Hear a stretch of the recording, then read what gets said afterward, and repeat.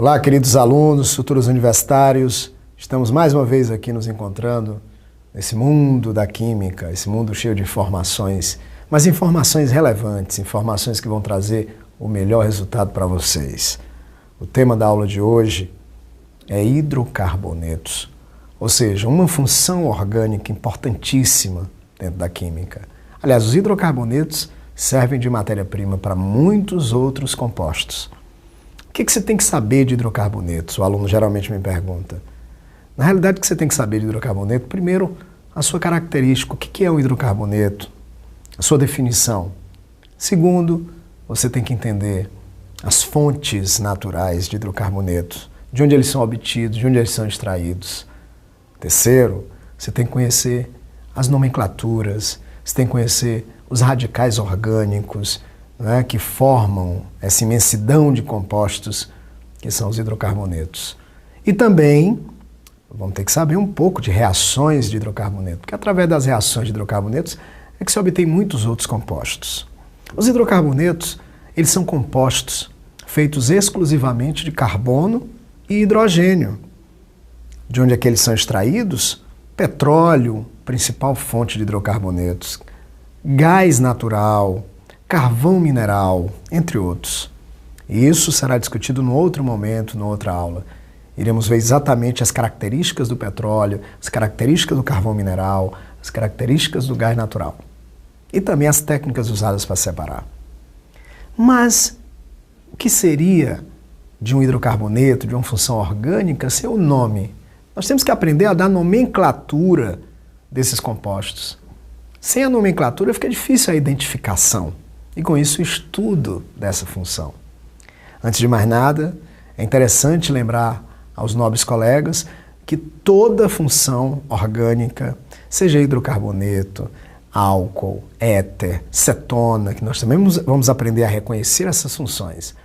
Antes de mais nada, todos têm seu nome, né, alicerçado numa regrinha básica.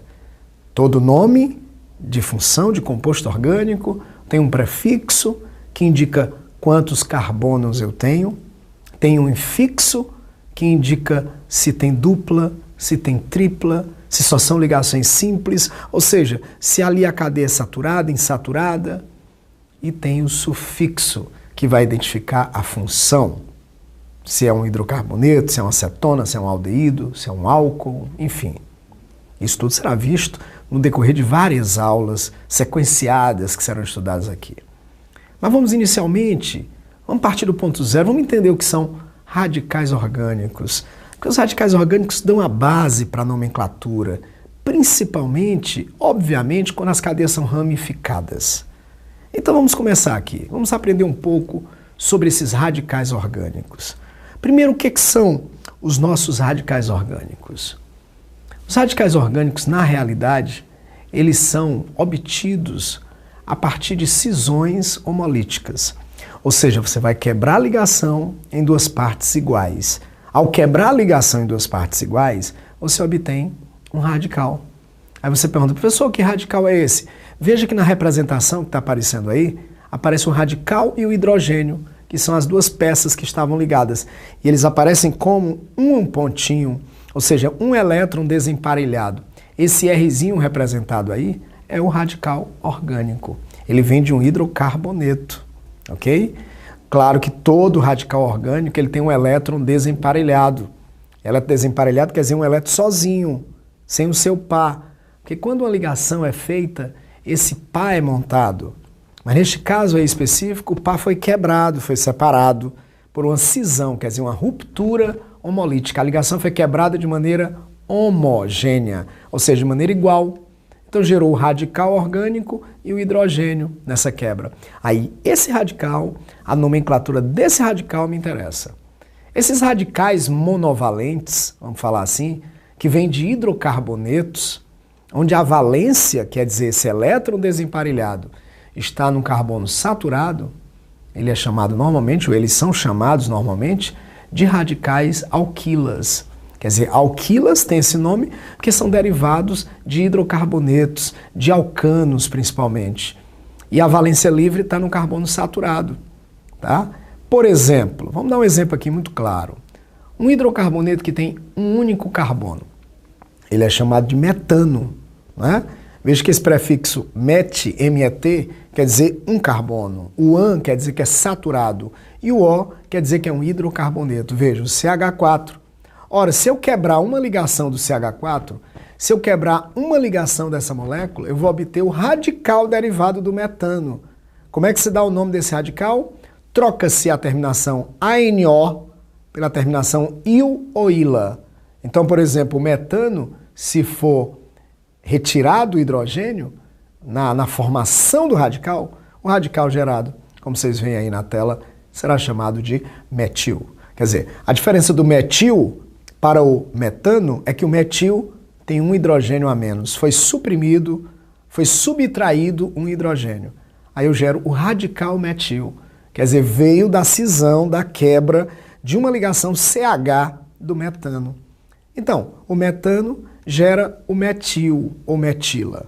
Ora, se o metano gera o metil, pela lógica, o etano, que tem 2 carbonos, né, por isso o prefixo et, deve gerar o radical etil ou etila. Veja como é simples. O metano gera o metil, o etano gera o etil. Então, quer dizer, houve a troca, na realidade, de um sufixo, né, ANO, por um il ou ila na formação do radical. Ah, professor, já ouvi falar nesse tal de metil, nesse tal de etil, são radicais importantíssimos na hora que eu vou dar nomenclatura de compostos orgânicos de cadeia ramificada, de cadeia, no caso de cadeias que tem mais de uma sequência de carbonos. Mas tem mais radicais, por exemplo, a partir de 3 carbonos. A partir de 3 carbonos, nós temos, por exemplo, o propano, né? 3 carbonos, nós temos uma molécula orgânica chamada propano. Prop de 3, AN de hidrocarboneto, saturado, O, reforçando que é hidrocarboneto. Ora, do propano eu posso obter 2 radicais, porque o propano ele tem 2 carbonos, ele tem um carbono primário e tem um carbono secundário. Observe, se a valência estiver no carbono primário, é o propil, mas se tiver no carbono secundário, é o sec-propil. Veja, o prefixo sec quer dizer que a valência, onde foi quebrada a ligação, né, para formar o radical, está no carbono secundário. Todos aqui lembram que o carbono secundário está ligado a 2 outros carbonos. E o primário está ligado a no máximo a 1. Então nós temos o propil ou propila e o outro sec-propil ou sec-propila, que também pode ser chamado de isopropil. Esse é um nome muito conhecido dentro da química orgânica. A razão desse iso, veja por quê. O prefixo iso quer dizer igual. É porque no radical tem 2 partes iguais. Veja, tem um radical de um lado e um outro grupo do outro. Quer dizer, 2 grupos iguais. No caso aí do isopropil, nós temos um metil de um lado e um metil do outro. Por isso que o nome é isopropil. Ok? Isso é um radical importantíssimo, aparece muito nas nomenclaturas, que é o mesmo sec-propil. Agora, e se eu tiver 4 carbonos? Ah, se eu tiver 4 carbonos, nós podemos dar origem a 2 compostos orgânicos, o butano e o isobutano. Né? Você vê a diferença aí que um é normal, o outro é ramificado. Ora, do butano eu posso criar o butil, que é o radical derivado do butano, onde a valência está no carbono primário. Ou posso criar o sec-butil, onde a valência está no carbono secundário. Aí você chama de sec-butil ou sec-butila. Esses são os 2 radicais derivados do butano. Mas se eu procurar os derivados do isobutano, nós vamos encontrar o isobutil. Veja por que iso, tem 2 CH3, ó, 2 grupos iguais ligados ao carbono, e a valência livre está no carbono primário. Isso é um detalhe curioso. Então você chama de isobutil. E podemos ter também o terquibutil, ou terquibutila. Aí a valência está no carbono terciário. Vocês percebem que a nomenclatura dos radicais monovalentes, que são chamados de radicais alquilas, onde a valência livre, quer dizer, onde houve a ruptura, onde houve a quebra da ligação, ela se encontra exatamente no carbono primário, secundário ou terciário. Então isso vai definir se ele é um propil, se ele é um sec-propil, se ele é um butil, se ele é um sec-butil ou se ele é até um terquibutil. Esse terqui ou T representa terciário. Quer dizer que a valência livre, que é onde foi rompida a ligação, está no carbono terciário. Isso, nobres colegas, futuros universitários, isso é uma parceria do Sistema FB com a Editora Moderna.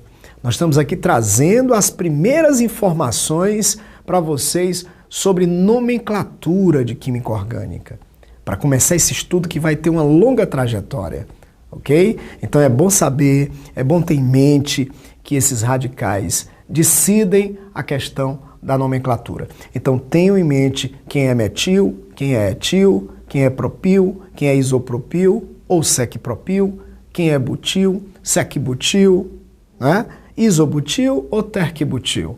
Esses são os principais radicais, são os que aparecem mais. Claro que nós vamos falar de outros em outras ocasiões, mas esses são os radicais fundamentais para aprender nomenclatura. No demais, agradeço a vocês a atenção, espero ter sido bem claro e que na próxima aula, nosso próximo encontro, daremos continuidade a esse assunto. Grande abraço a todos. Tchau.